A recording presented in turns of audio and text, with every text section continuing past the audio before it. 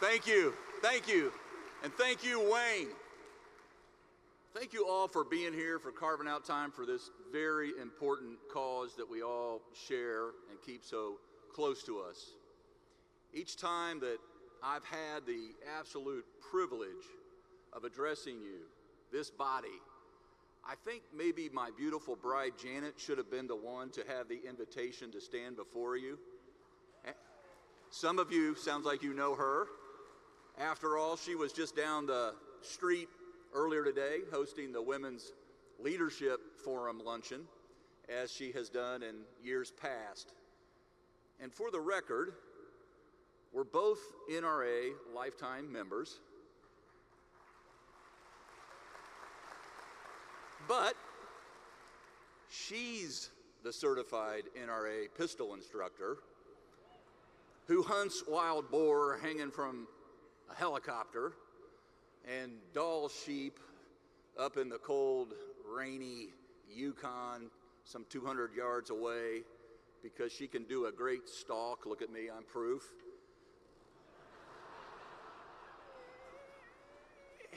And she hunts elk outside of Trinidad and antelope with her friend, the First Lady of Wyoming, and just last week rode deer east of Barcelona, Spain. And there is no Barcelona, Spain in the state of Indiana, by the way.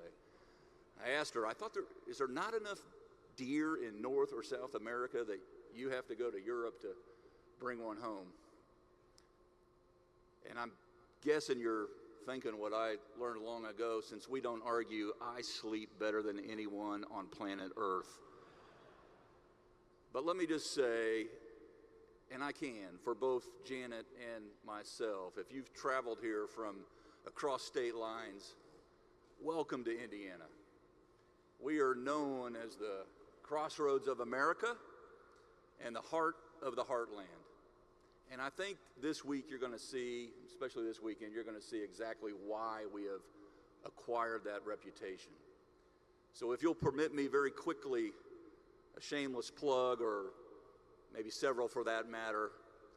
If perhaps you flew in from somewhere else, you came through our airport, #1 ranked airport in North America the last 10 straight years, or if you drove here, you might have noticed some construction out there, these orange cones and barrels that look like our new official state flower because they're sprouting up everywhere. That's all part of our #1 ranked in the nation infrastructure program, fully funded, not debt financed, by the way.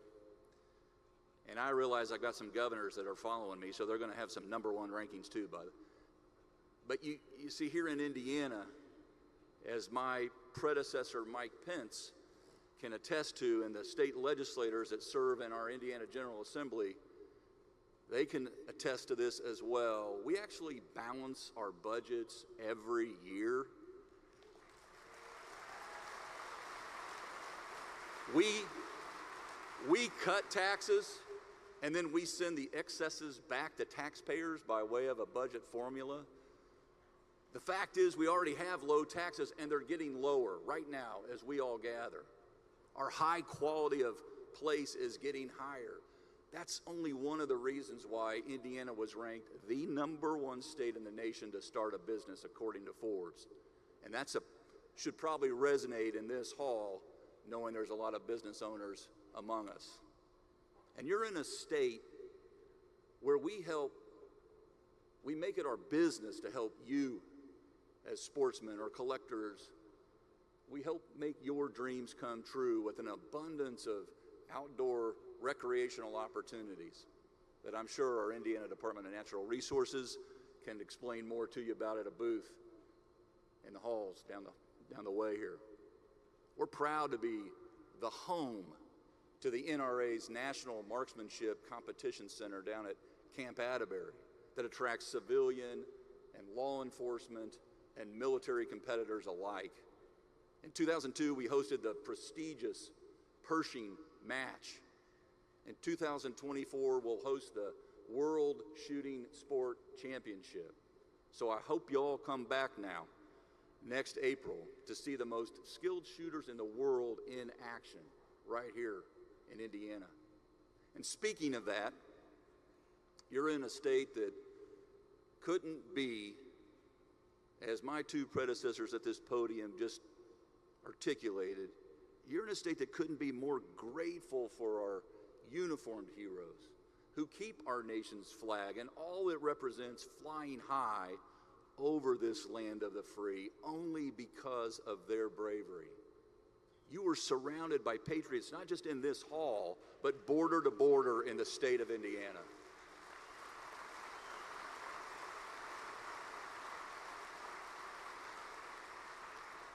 And yes, we fully exercise our constitutional rights. We put our money where our mouth is, and we invest in those who protect them and our laws and our safety. Ladies and gentlemen, you won't find a place in America more supportive of our Second Amendment than here in Indiana.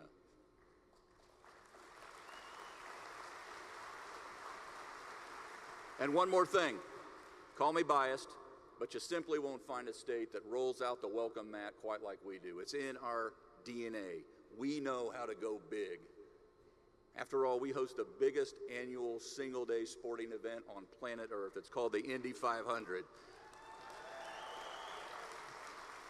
300,000 of our closest friends descend upon that track. That's just inside, by the way.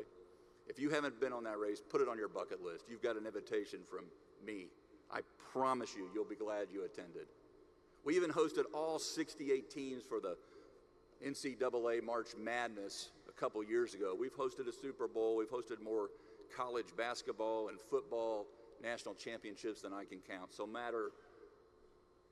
no matter how long you've been here or back here on Hoosier soil, I hope you will consider yourself home.